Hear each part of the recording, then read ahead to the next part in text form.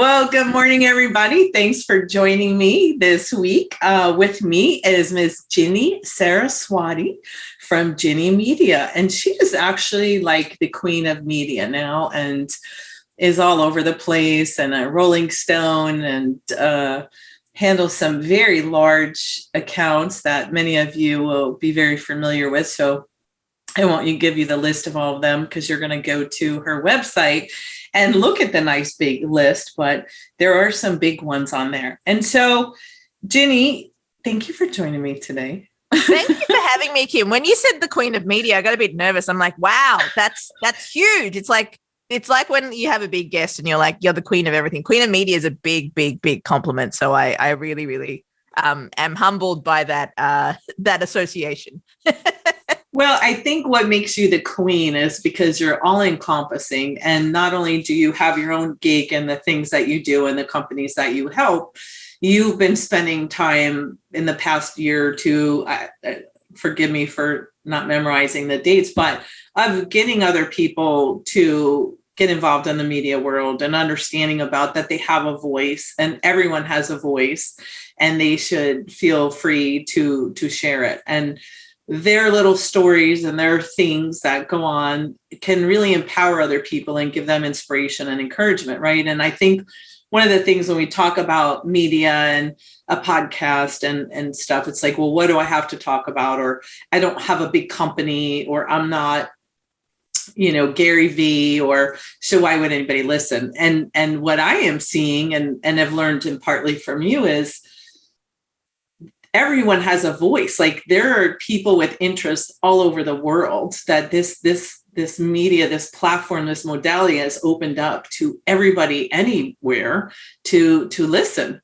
And I think it's just incredible to be part of this kind of new revolution, right? I mean, it's been a while since there's been a big paradigm shift in business and how we communicate. I think like the internet was probably what comes into my head. Like, here's the big thing, but podcasting is to me kind of like the next internet.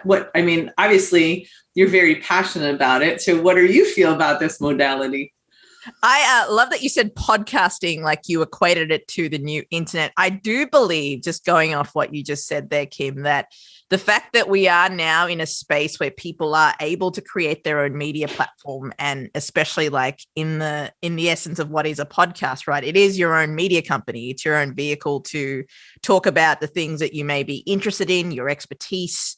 It could be a podcast on, why coffee is the best thing to have in the morning. I'd listen to that. I think there are coffee podcasts. I think one of my friends in Germany produces one called Filter Stories. But like there are all these podcasts about different things and different topics. But being the new internet, I think the internet's like 20, 22 years now into its maturity. Like if the internet was a person, it would be allowed to vote, drink, go to clubs. Like it's there, right? It's developed. You've seen the success of companies built off the internet, like Amazon, biggest company in the world, built off the internet. Only 22 years, like this internet's been around, and we've got the biggest company in the world, Apple. Apple were around before the internet, but see how these companies have exploded. And the fact that Amazon bought Whole Foods, which is a company that existed pre-internet, goes to show just how powerful this thing is. So I think podcasting is a part of the new internet. It's obviously a form of media. It's a form of communication. And I think it's going to play a big part in just day-to-day interactions. Like when you think about podcasts and you think about how much they've impacted people, like how people are listening and consuming media, it's really, we're only getting started, and the podcast has not even hit its peak yet. Less than, I guess, 1% of the world's population have a podcast, if you think about it that way. And in comparison to blogs, we're still getting started. 600 million blogs. I think I said this to you the other time we spoke, Kim, and 37 million YouTube channels. We're just literally getting started with podcasting. It's great that people like you are pioneering the way, because now's as good a time as any to get started.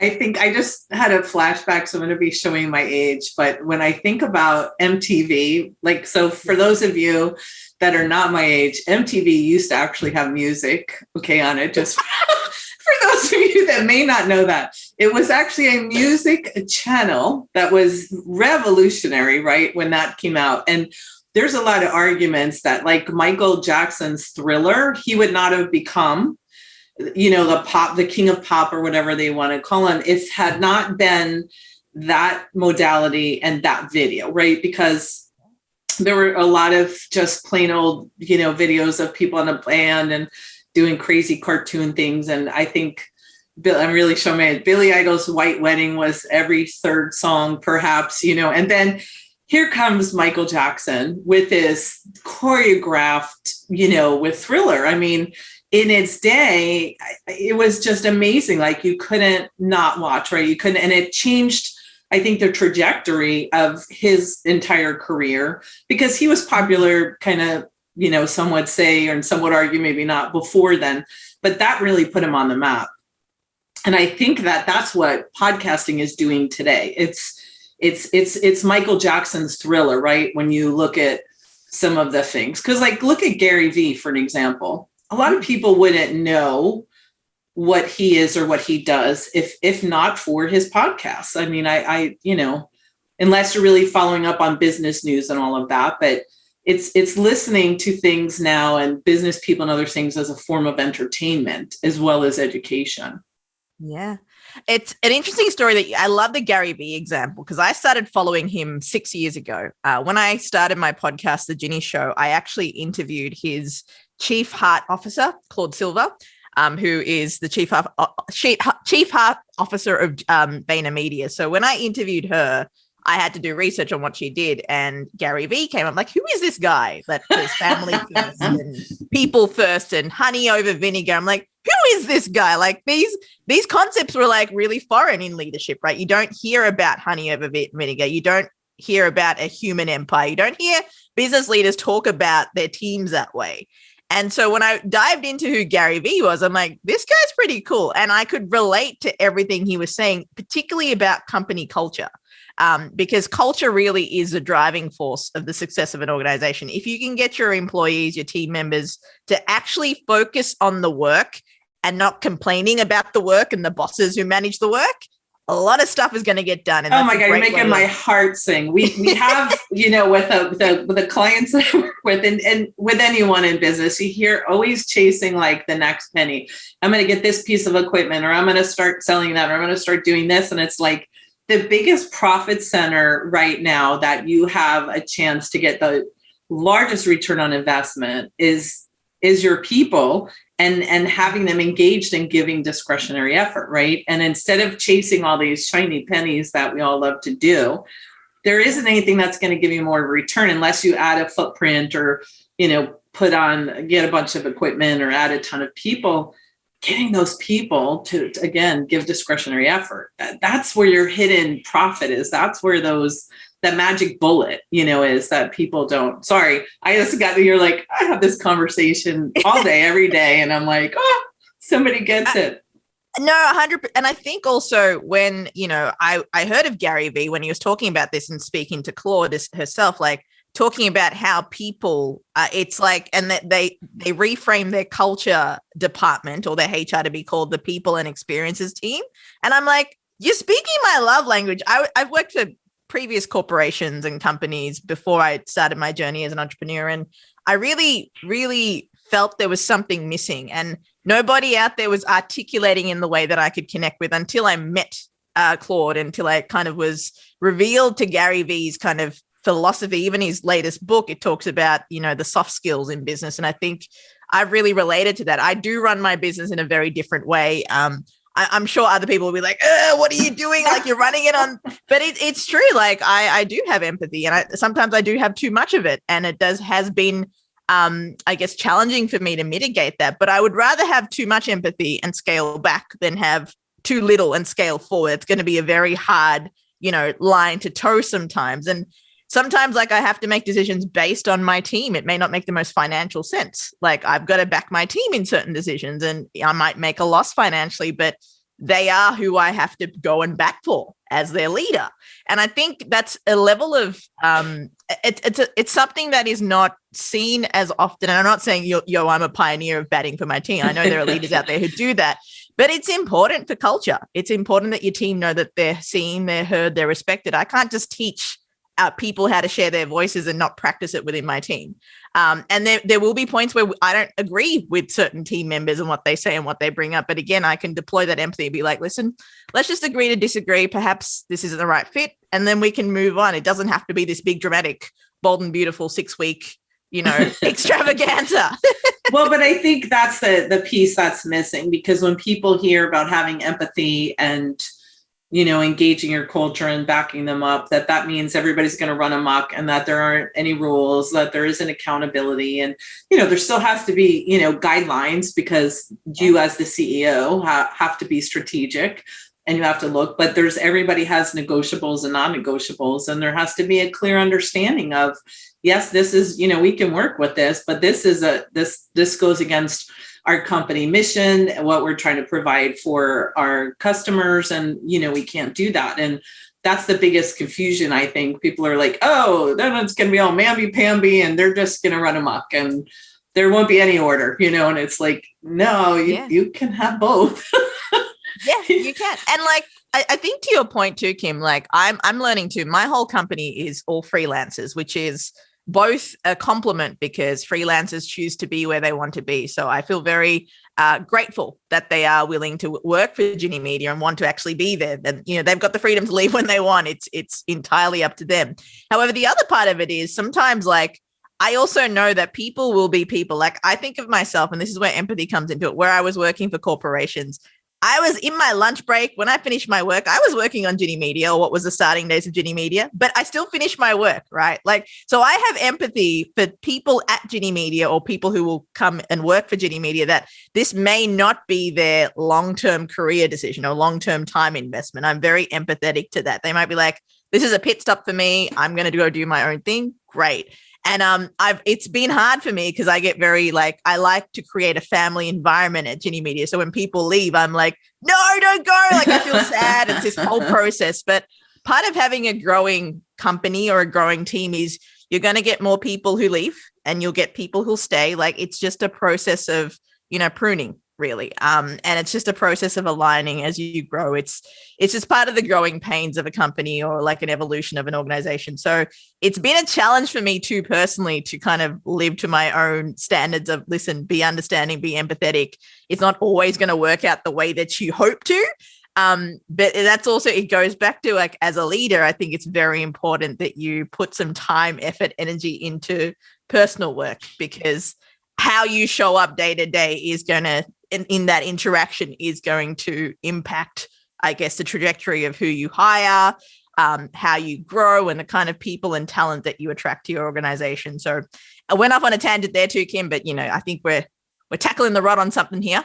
That's all right. So what you're saying is the days of do as I say, not as I do are because there's still a lot of people out there that think that they can, say one thing and do another. And it's when you think about honesty and integrity, and almost everybody has that in their mission statement and, online, we're honest, we have integrity, we're transparent. And then, it's they tell little white lies because something's not ready yet for the customer. So they tell their internal customers, hey, tell Ginni that, whatever, something got broken production or this part didn't come or whatever. And so there goes your integrity and honesty out the window, right? Because it can't be just when it's convenient. So for the people that leave, that's another disconnect, I think, that a lot of business owners have. And it's just crazy about, I don't want to train them. One day they want to have their own business. I don't want to give them the whatever. It's holy cow. And you want people that want to aspire to be something else and something more, because then they have that entrepreneurial spirit and they're learning and doing that. And it just, gosh, we could spend days on that. And hope you'll come back on and talk about that, because that is just the craziest mentality Yeah, it's the truth. You can't stop an entrepreneur from being an entrepreneur. They're going to thrive to create and make a change and make an impact. That's just who they are. And even if that's not, if they're wanting to pursue that because of a what if, or because they want to make sure that when they're 80 or 90 and in the last golden years of their life, I did that. If they want to tick that box, you can't stop them. It's going to happen. And I think rather than trying to hold them back and create resentment and attachment and all that sort of thing, let them go and, and part ways in a way that's more aligned for you. It's difficult. And I will admit too, it's been a very messy pathway for me to get there because again, like I build such a family environment at Ginni Media, but I'm learning, and I say learning, not learned, because I'm still learning that it's just, if people want to go, let them. It's like what Buddha says, if it comes, let it. If it goes, let it. Like it's the same thing. I don't know if Buddha actually said that. It's a quote board on Instagram, but it's the same kind of essence or the theme, right? It's just, you've got to really, your people are your power in your organization, right? You've got to really back them or let them go if they want to go, right? You can't convince someone to stay. It's like in a relationship, right, Kim? You're like, stay. You know that ultimately you're going to end up at the same crossroads because it's the force, not the flow.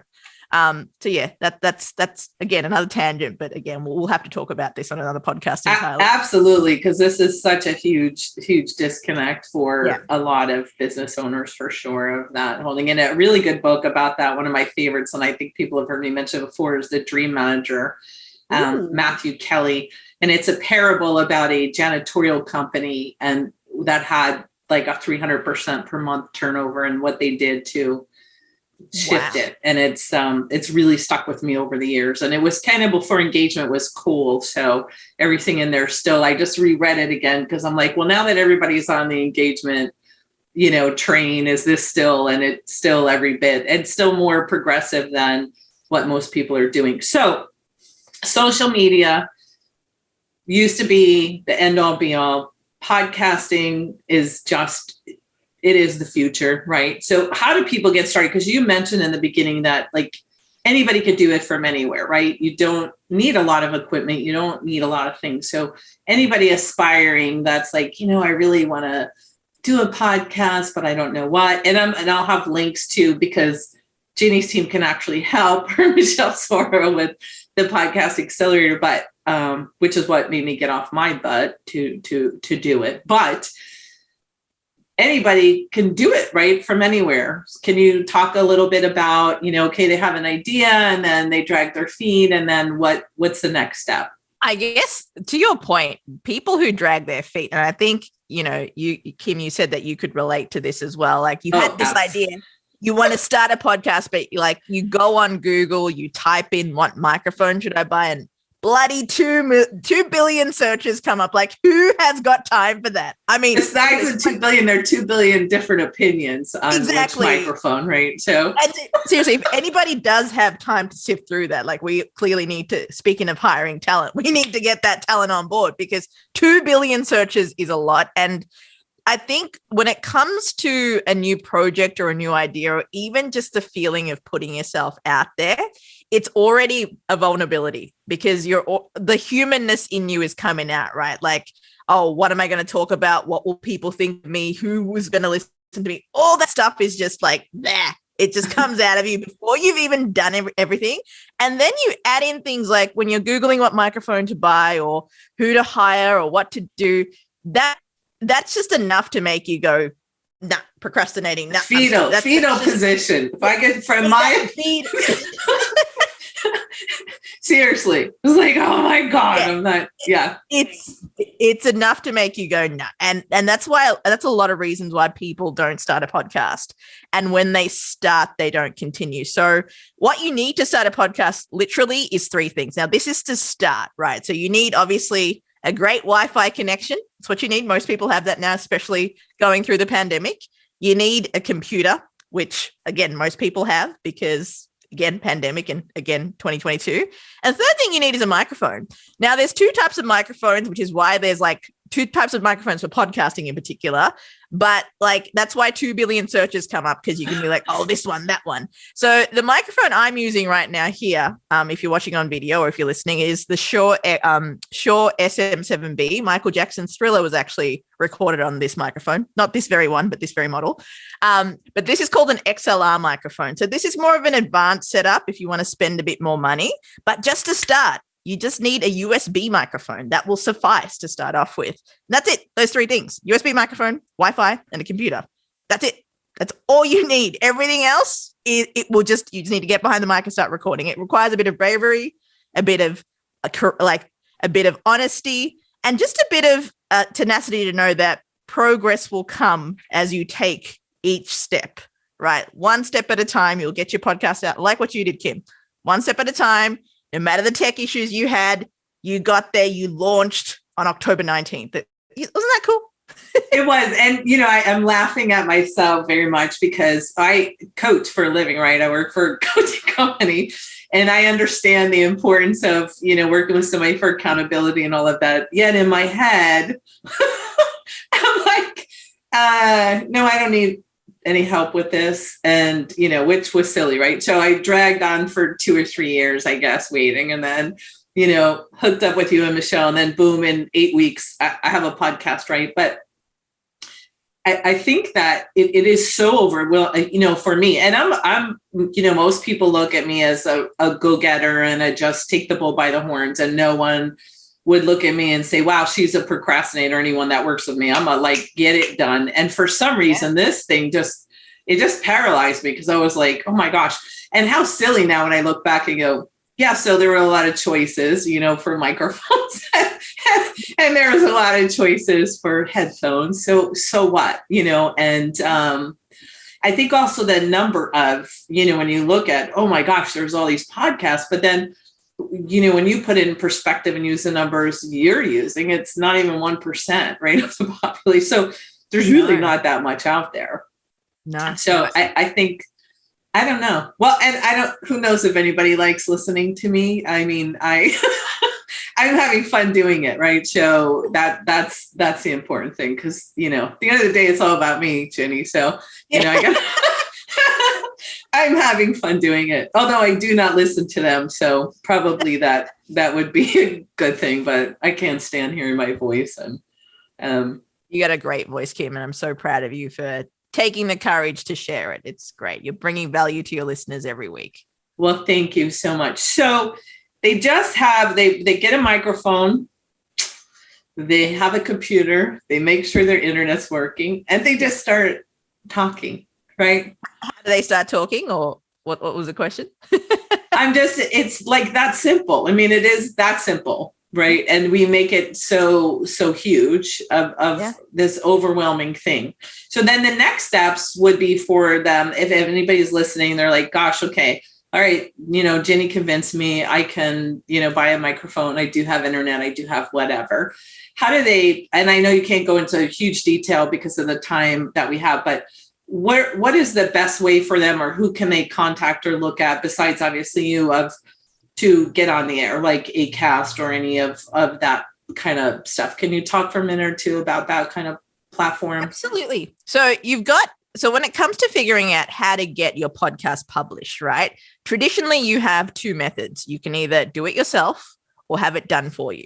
Okay. So if you're going the DIY route where you want to be like, all right, DIY requires that you put in the time investment. Okay. So that's going to be realistically, you'll need probably 1 to 5 hours to invest in the time to see how it happens. When I actually released my podcast, when I came off radio, I'm like, okay, how do I do this thing on my own? I had resources, but I need to figure out the nuts and bolts. I'm that kind of person where someone can tell me, okay, this is how you do it. But if I'm in DIY mode, I'm like, I need to know how the knee bone connects to the hip bone. Like, I need to know that. That's just me. I think it's just the operator in me. It's like, I need to know this process. So I spent a good 5 hours Googling, like, how do you get a podcast out? So when you do your process, right, that would involve you to figure out, okay, you need what's called a media distribution platform. So a media host. So Acast is one of them. That's one that I highly recommend. There's another one called Spreaker. Libsyn is another popular one. There's various media hosts. If you actually Google podcast media hosting platforms, you'll see like there's all these blogs that come up, all these posts, but Acast is half as much as the microphone blogs. Only half though. It's only 1 billion.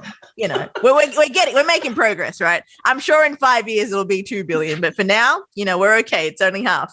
But so you go to a media distribution platform and you see you have to upload some episode or some form of readable track for that media platform to create what's called an RSS feed. So RSS feeds are what you need. It's like a syndication feed for the apps like Apple Podcasts, Spotify, TuneIn, Spreaker, Stitcher, Amazon, for them to kind of pick up and be like, all right, I'm going to put that episode out. into the world. So there's a few steps that you need to set it up. You obviously need a cover art too. So they're all things that you need to look at and put in your time investment. Or if you go with the done for you route, not the do it yourself, but the done for you route, you can come to Podcast Accelerator, or you can actually hire people to do that research and set it up for you. So that's kind of how and why my business, Ginni Media, exists, because we are a podcast production service and we do all of this. And also why the Podcast Accelerator exists, because we literally get you started, which is what you were a part of, Kim, and we got to connect and cross paths. So that's kind of the two-step process. Well, but I mean, you make it, and I can't speak to any other experience or what, because I honestly didn't. Once I Googled how do you do this or what equipment, I was like, done. Yeah, this is like, no.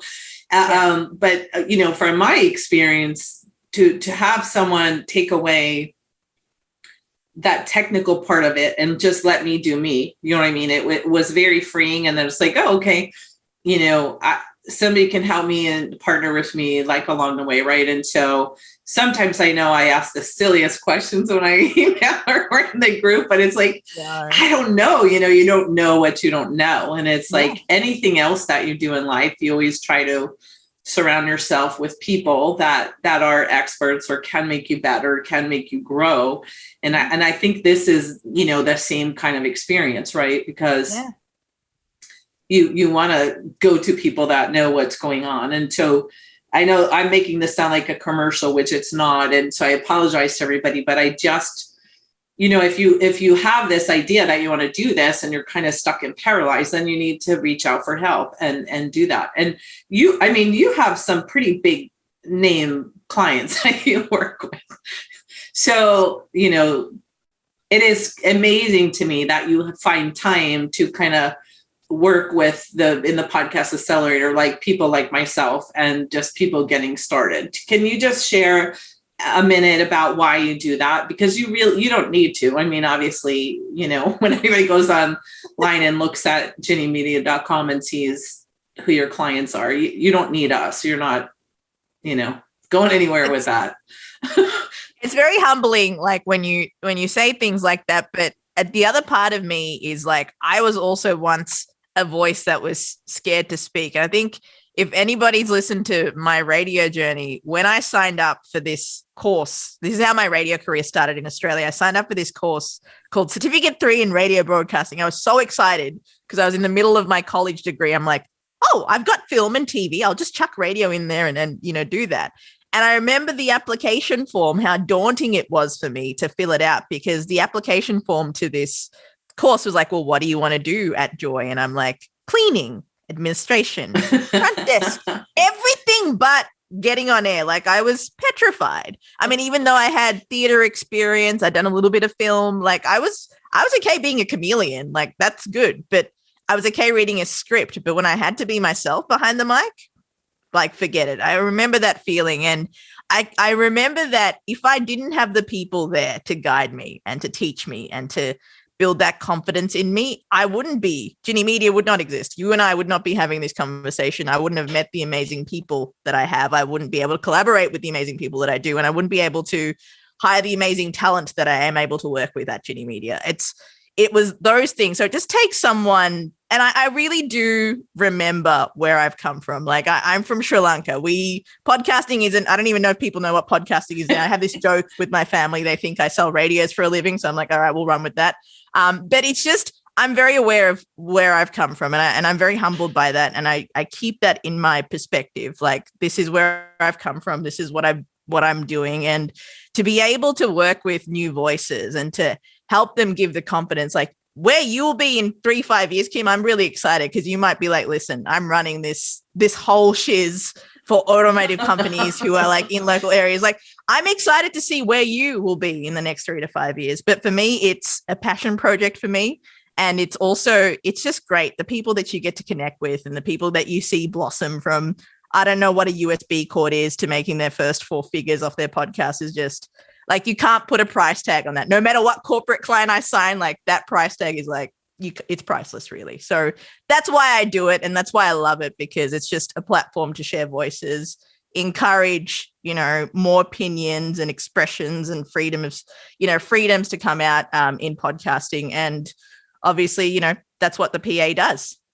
It sure does. Well, thank you so much for joining me today. And for everybody listening, this is the new future of business, of life, of communication. This modality is not going to go away. And if you don't start doing something with this now, you are going to be kicking yourself in the butt in a few years saying, why didn't I start doing that then? Why didn't I get established? Why didn't I keep going and pursue this? Because people are not consuming information the way they used to. And that is not going to go back. We're not going to go back to the printed newspapers and we're not going back to that, and so it's going to be a constant evolution of the consumables for how do we get it. And, in the car and when you're cleaning, when you're doing whatever, to be able to listen and get information and not have it interrupt anything else if you want to. Plus,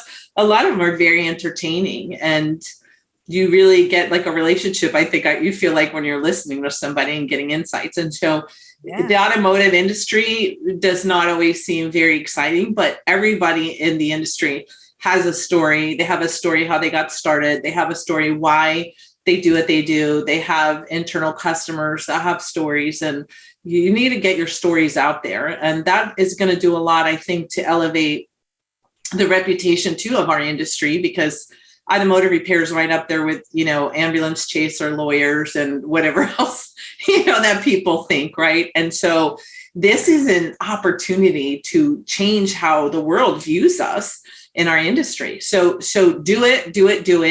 If you're scared to do it on your own, the links for Podcast Accelerator will be in there. And if you don't want to do that, do it by yourself, but do it, make it happen. So Ginni, final words for our listeners? Do it. Listen to Kim Hickey. That's all I have got to say. All right. Thank you so much for joining me. And hopefully you'll be back on to talk about leadership and your journey there, because there's a huge disconnect that I think a lot of people got to get on the bus. So. Yeah. They'll have no choice but to. But again, let's save that for the next conversation. Thanks so much for joining me. Bye-bye. Thank you, Kim.